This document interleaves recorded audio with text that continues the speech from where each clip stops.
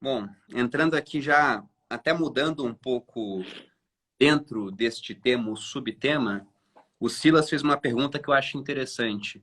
E eu sei que você segue o Nayib Bukele lá no Twitter também, né? O presidente de El Salvador. Ele perguntou aqui, Silas DF, o que acontece com os países que adotaram o Bitcoin como moeda com essa queda? Vamos lembrar que El Salvador foi o primeiro país a fazer esse movimento e depois dele nós já tivemos também a República Centro-Africana, então países pequenos, pouco relevantes no contexto internacional e com motivos claros para fazer essa adoção. El Salvador já não tinha mais a moeda. Eu até pensei, o próximo país vai ser um Timor-Leste, um Equador, talvez até uma Argentina, vai saber o que vai acontecer com o peso, né? Eu vi lá que a popularidade do Javier Milei, que é um candidato a presidente para a próxima eleição libertária, ele falou, quero acabar com o Banco Central e dolarizar a Argentina. Vai saber o que mais pode acontecer lá. E cidade de Lugano, na Suíça também. Aí essa me surpreendeu, porque não é um país do centro da África que é obrigado a usar uma moeda controlada pela França, inclusive, ou um país da América Central que é obrigado a usar dólar porque não tem moeda. Obrigado, entre aspas, ele optou por isso, mas porque destruiu sua própria moeda. A gente está falando de uma cidade que faz parte de um país que é dono de uma das moedas mais fortes do mundo, uma das poucas que conseguiu, ao longo do século 20 e 21, se valorizar contra o dólar. Se a gente volta lá para os idos, né, do começo do século 20, o câmbio do franco suíço com o dólar era muito parecido com o câmbio que a gente tem hoje do dólar com o real. Um dólar comprava em torno de 5 francos suíços. Agora é praticamente um para um, né? Um feito, tendo em vista que os americanos eles viraram os donos da máquina de imprimir o dinheiro global, né? O dólar virou padrão monetário global. Mas você tem ideia do que está acontecendo nesses países aí, Felipe? Cara, eu acho que o caso de El Salvador é curioso. Esses dias eu estava vendo uma tabela da The Economist, se eu não me engano, listando o risco de cada país da calote na dívida soberana. Uns 80 países. E o primeiro era El Salvador, levando em conta, sei lá, meia dúzia de fatores. Então, eu acho que o cara tem um país que tá afundado em risco e ele tem popularidade, é o que parece. Então, ele tem certa manobrabilidade lá, né? Ele tem apoio no Congresso, a população não é que odeia ele, e tem uma veiazinha um pouco mais autoritária, parece, pelo discurso. Então foi um caldeirão ali muito propício para um cara se jogar o Bitcoin, enxergar no Bitcoin uma comunidade de gente endinheirada que podia promover ele e até o turismo no país dele, colocar o país dele na mídia de novo. E, cara, vou falar que ele não errou o timing. Ele errou o timing, né? Ele comprou Bitcoin perto das máximas com o dinheiro do contribuinte. Mas é claro que ele, ao que parece, entrou num plano de longo prazo e não vai parar de comprar, tem comprado ainda que quantidades menores, com o preço do jeito que está. Então, eu acho que serve de lição para outros países que forem se aventurar pelo mesmo caminho, para fazerem com um plano mais estruturado, anunciado publicamente, uma comunicação mais transparente, né? Pô, o Bukele lá em El Salvador já tweetou a ordem de compra dele em nome do país, falando que ele fazia as compras na privada do banheiro. Então, pô, o cara tem que ser um pouco mais sério, né? Se ele for fazer isso para um país. Mas tem acontecido, e você falou de Lugano, acho um caso legal. Tem vários outros estados ou regiões importantes da Europa que estão começando a prestar atenção também e que ainda não está tanto na notícia porque ainda não está tão evidente no executivo. Mas um caso que me vem à cabeça é o de um dos príncipes da Sérvia, da família real da Sérvia, ex-Yugoslávia, uma linhagem super importante, que também é Eu uma nem sabia espécie de. que era real na Sérvia, cara. Que também é um puta de um porta-voz, está sempre falando de Bitcoin, já falou que tem. Em Praga você tem também, aí eu não sei nem qual é a linhagem lá, mas tem alguns castelos em Praga que pertencem a uma família, estão usando esses castelos para fazer exposição de NFT. Então é aquilo que a gente falava da curva de adoção, né? O negócio já saiu do patamar de um nicho, uma comunidade obscura na internet e está se tornando popular tanto em, em bolsões da alta cultura e da elite, quanto para mais gente fora da nossa bolha, apesar de ainda atingir uma parcela minúscula da população global. Enquanto você falava aqui, Felipe, eu fui entrar naquele site que mostra os tesouros de países e empresas em Bitcoin, né? Para tentar responder aqui para o Silas também. El Salvador, logicamente, é um país pequeno, mas se você for olhar aqui os dados públicos, a gente tem 2.380 bitcoins detidos por El Salvador. Isso dá um valor aí hoje, né, no atual patamar do Bitcoin, em torno de 20 mil dólares, de nem 50 milhões de dólares. Então não é tanta coisa assim para o pessoal ficar falando que, nossa, o país quebrou, porque simplesmente adotou o Bitcoin e comprou. A Ucrânia, por exemplo, tem mais de 46 mil Bitcoins. Provavelmente muito disso ganho durante o conflito como doações das pessoas. E apenas para comparar, já saímos de países, mas indo para empresas, a Tesla tem 42 mil Bitcoins. Então, bem parecido com a Ucrânia. E a MicroStrategy, do Michael Saylor, que é um cara sobre o qual eu quero que o Felipe fale um pouco aqui, eles têm quase 130 mil Bitcoins. Esses têm grana. Na verdade, eles tinham muito mais, né? Eles perderam bastante agora na queda, mas pelo valor atual dá 2,5 bilhões. Esse cara, no ano passado, ele fez, aliás, ao longo do período aí de pandemia, ele começou a fazer muitas compras de Bitcoin, inicialmente falando em diversificar o caixa, proteger contra a inflação. Depois ele começou a comprar cada vez mais. Ele fez dívida em dólar, ou seja, ele pegou dólares emprestados pensando que isso aqui vai perder valor, para comprar Bitcoin pensando que aquilo ia ganhar valor. Comprou mais de 1 bilhão de Bitcoins, aliás, mais de 1 bilhão de dólares em Bitcoin de uma vez, e ele voltou a comprar agora. Ele fez uma compra de 10 milhões. O que você acha do Michael Saylor? Ele está vendo uma coisa que a gente... Na verdade, a gente não viu, não, porque a gente está comprando, né? Mas a ponto de tomar dívida em dólar para comprar Bitcoin. Quer comentar um pouco sobre isso? Ele, para quem não conhece ele sempre faz live da casa dele com um navio montado de madeira gigante atrás dele, assim, um negócio imponente, é um cara bem exótico e peculiar. E já vi compararem ele com o Augustine, que é um personagem da Alemanha do Entre Guerras, que a gente comentou esses dias, porque ambos tiveram uma tese e souberam executar em cima dela com muita clareza e presciência. Qual é a tese? Você tem um ativo que está perdendo valor cada vez mais rápido, perdendo poder de compra, à beira de uma possível hiperinflação. E do outro lado, você vê um ativo que está em processo de monetização, ou seja, que está ganhando um prêmio monetário, as pessoas designando valor aquilo porque vem como uma boa reserva de valor, cada vez mais. Então, lá no Entre Guerras, na Alemanha, o Gustini foi um industrialista, um cara que manjava muito de metais, que tomou dívida em marcos alemães para comprar muito ouro, com a tese de que a Alemanha seguiria imprimindo marcos, expandindo a base monetária e inflacionando a moeda para financiar seus esforços de guerra. E ele ganhou muito dinheiro nessa atacada, apesar de ter sofrido muita volatilidade. E o Michael Saylor é uma espécie de Augustine moderno, porque ele toma dívida em dólar para comprar um ativo que ele percebe que está em pleno processo de monetização, que ainda tem muito para ganhar de valor, que é o Bitcoin, que é imanipulável, que ninguém tem como imprimir mais. Ele vê o Banco Central americano, assim como muitos outros, entre a cruz e a espada na necessidade de imprimir mais dinheiro para conseguir amenizar o fardo da dívida que carrega. E agora, o Augustine a gente lê nos livros de história e entende que ele fez uma aposta acertada. Se o Michael Saylor está fazendo uma aposta acertada ou não, acho que é o tempo que vai dizer. O preço médio dos Bitcoin dele é muito próximo do preço no qual o Bitcoin está agora. Ele diz que ele também já se alavancou, né? Tomou bastante dívida para comprar Bitcoin, e ele diz que ele tem algumas chamadas de margem, ou seja, ele vai ser liquidado em algumas posições, não tão grandes, se o Bitcoin chegar a 3 mil e poucos dólares. Então dá para a gente chutar aí que esse é um piso máximo que ele estipulou. Agora, vai saber se ele fez certo ou não, só o tempo dirá. De forma generalizada, eu nunca indico para ninguém que se alavanque e tome dívida para comprar um negócio que tem uma volatilidade tão alta quanto o Bitcoin.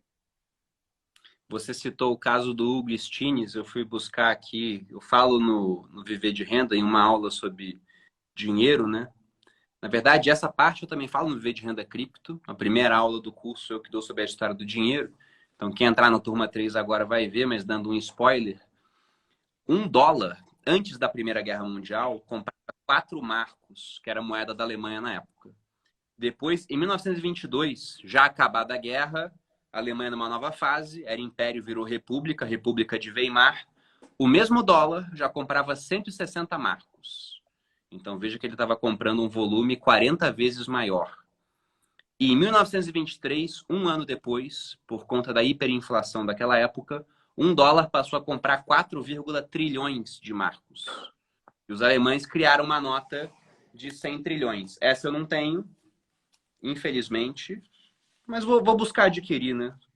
posso me dar o luxo de ser excêntrico hoje em dia e gastar dinheiro com essas coisas. Mas eu tenho uma nota aqui de 100 trilhões de dólares do Zimbábue, mostrando, né, que não há limites por aumento dos preços de uma economia, o que acaba levando o governo a criar notas cada vez maiores. Isso aqui é uma palhaçada, né? Porque se a gente for pegar a riqueza global, é uns 400 trilhões. Os caras criaram uma nota de 100 trilhões de dólares. Impressionante no final das contas. E enquanto esse dinheiro ele simplesmente é ilimitado, é por isso que eu vejo no Bitcoin algo muito interessante, que é a questão dele ser escasso. E por isso que muita gente faz analogia com o ouro, né? Eu tenho uma moeda de ouro aqui com a face do imperador Marco Aurélio, lá da Roma Antiga, e quando a moeda era ouro, para você criar mais moeda, tinha que ter mais ouro. Hoje em dia não existe mais nenhum tipo de vínculo assim. E tem muita gente que não sabe disso, inclusive. Eu lembro quando eu estava no final da minha fase de tenente no Exército, quase chegando a capitão, estava conversando com um ex-comandante meu, que era um major, que tinha curso de altos estudos para fazer missão no exterior depois, né? O cara era bem inteligente, e ele falando sobre como ele investia o dinheiro dele, tudo tinha muito prefixado na carteira dele, e era uma época do governo Dilma, estava com inflação alta, parecida com a de hoje, 10,60 e pouco naquela época. Eu falei, olha, mas tem inflação, tem que tomar cuidado, o governo vai produzir mais dinheiro, não sei o que. Daí ele falou, não, mas tem um lastro em ouro que assegura que o governo não pode criar mais dinheiro, a não ser que tenha mais ouro. Eu falei, você está uns 100 anos atrasado com esse negócio de lastro no Brasil, só para saber, tá? Ele falou, como assim não tem lastro em ouro? Aí eu fui contando para ele a história monetária do Brasil. Ele falou, nossa, eu não tinha nem ideia disso. E era um cara super estudado em outros aspectos, mas quanto a dinheiro, ele estava totalmente por fora do que acontece no mundo, né? E no Brasil, mais especificamente. É curioso como a gente não para se perguntar sobre o que confere o valor ao dinheiro que a gente usa, enquanto a gente gira a nossa vida em torno desse negócio, basicamente, né? A gente dedica 10 ou sei lá quantas horas por dia para juntar dinheiro, pensa nas nossas férias e naquilo que a gente vai fazer com as nossas famílias, medindo as coisas contra o dinheiro. A vida gira em torno disso e a gente não se faz a simples pergunta do que dá o valor ao dinheiro. Quando eu vejo uma nota dessa de trilhões, eu fico revoltado, porque isso significa que você teve uma população que guardava o valor do seu trabalho num negócio e teve a confiança traída por um grupo de governantes que foi irresponsável monetariamente e empobreceu essas pessoas. E isso não acontece só no Zimbábue, isso acontece em maior ou em menor medida com toda a moeda mundo afora. Todas as moedas governamentais vão a zero no longo prazo e é por isso que se cria novas moedas. Claro, você tem os períodos de cada uma e não acontece do dia para a noite, mas a partir do momento que o Bitcoin surge e que não tem impressão de moedas arbitrária, não tem a interferência política na regra daquele sistema, e é um ativo que qualquer pessoa no mundo pode ter, sem precisar fazer um cadastro ou se submeter a um conjunto de regras específico, cara, fica evidente na cabeça da pessoa que pelo menos um pouquinho de exposição ou de trocar esse dinheiro fraco fadado aí a zero por um dinheiro robusto desse jeito, pode ser sensível de se fazer, sabe? Então, é complicado, né? Esses dias eu li uma manchete que dizia que 99% dos brasileiros, mais de 99% dos brasileiros, não sabe o que é juro composto. E aí é uma coisa histórica que tem a ver com educação e, enfim, tem um caminho longo a ser trilhado, mas aposto que o número de pessoas que não tem a menor ideia do que confere o valor ao dinheiro, ou nunca se fez essa pergunta, tá aí perto dessa ordem de grandeza, né? É difícil. Esse meme do lastro em ouro é um negócio que eu fico chocado também, sempre que eu encontro alguém que pensa assim, e todo mundo basicamente pensa assim. Alguém comentou aqui que o Celso Russomano, político, pô, outro dia foi na televisão e falou que a nossa moeda tem lastro em ouro. E apenas para vocês terem ideia da piada de mau gosto que é essa nota, 100 trilhões de dólares do Zimbábue é o 1 seguido de 14 zeros, tá, gente? É o 1 seguido de 14 zeros. E o interessante é que essa nota de 100 trilhões, no ano de 2008, que foi quando o Zimbábue abriu mão de ter sua própria moeda e começou a usar moedas estrangeiras, e aí, um país quando faz isso, só faz porque não tem mais escolha, porque todo político adora ter sua própria máquina de imprimir dinheiro pessoal. Quando eles fizeram isso, no final essa nota, chutem aqui nos comentários o quanto ela valia em reais, tá, gente? Enquanto vocês estão chutando, eu não vou falar qual o preço, mas esse é o trade do governo. Eles criam muito dinheiro, ele passa a não valer nada, e aí depois eles guardam as notas muito bem guardadas, né, em flor de estampa, para vender para colecionadores como eu. Eu comprei por mais de 100 reais essa nota, tá? Mas ela, em 2008, Alguém colocou aqui, né? R$ 50, né? O outro botou 4. Isso aqui não valia nem R$ 2, tá? Ficou flutuando entre 1,50 e 2,50. Então bota aí que valia uns R$ 2. Era esse o poder de compra de uma nota de 100 trilhões de dólares do Zimbábue. Simplesmente porque não há escassez.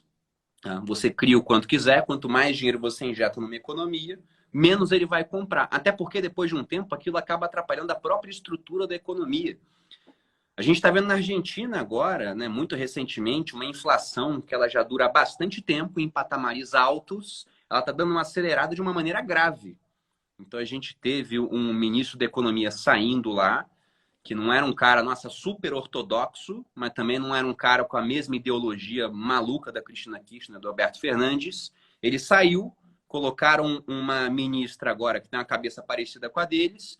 Do dia para a noite, as lojas não sabiam nem quanto cobrar nas mercadorias que eles estavam vendendo, mas teve uma média de subida de cerca de 20%. O pessoal pensa, eu vou vender o que eu puder, e o pessoal também, eu quero comprar o que eu puder, porque o dinheiro vai começar a desvalorizar cada vez mais rápido. Então a gente vê que depois de um ponto, não é só a impressão de dinheiro que causa o aumento dos preços, é também um fator psicológico. É o pessoal ter a certeza que aquilo vai valer menos. Depois que as pessoas perdem a confiança, eles perdem, né, o vínculo que eles têm de acreditar que aquilo realmente é dinheiro, acabou o valor. Até citando um cara que eu gosto, apesar dele odiar criptomoedas também, que é o Yuval Harari. O Harari diz que o dinheiro é uma ficção na qual todos nós acreditamos. Ele diz que, olha, tem gente que acredita em Deus, outros não. Em diferentes deuses, diferentes religiões, histórias de concepção, outros não. Tem um cara que crê no Estado, outros não. Agora, todo mundo acredita no dinheiro. Você pega, por exemplo, o Talibã no Afeganistão, que é um dos episódios de confisco que a gente citou aqui. Depois que o Talibã voltou a tomar o poder no país, ele começou a remover símbolos de tudo que ele não acredita e, pior, abomina, né? Tudo que era símbolo ocidental, ele removeu. A igreja cristã, remove. Mulheres que não estão usando burca, estão usando maquiagem, proíbe, remove. Manequim, cortar a cabeça de todos, porque não podia ter representação humana para eles, né? Removeu tudo. Quando invadiram bancos, acharam dólares. Eles não queimaram dólar, apesar de ser um símbolo ocidental. Porque o dinheiro é a ficção na qual todos acreditamos. Eles acreditam no dólar. Para eles, aquilo é dinheiro. Mas a partir do momento que você começa a produzir demais daquilo, uma hora as pessoas perdem a confiança, deixam de acreditar e passam a recusar a própria moeda do seu país. Aí é o fim. Tá? E nesses países, inclusive, você tem mais adoção do Bitcoin. Para o americano é muito fácil falar que o Bitcoin não serve para nada. Ele é dono do dólar, pô. Agora, para países como Venezuela, como Argentina, República Centro-Africana, El Salvador, vários países da África, né? A Nigéria é um dos países que mais usa Bitcoin. E até para o Brasil, onde a gente sofre com uma inflação também alta, muito menor do que de outros países, mas ainda alta, patamar de 2 dígitos, o Bitcoin acaba sendo, né, não digo um porto seguro, mas uma alternativa bem interessante, que pensando em longo prazo, tem se mostrado acertada.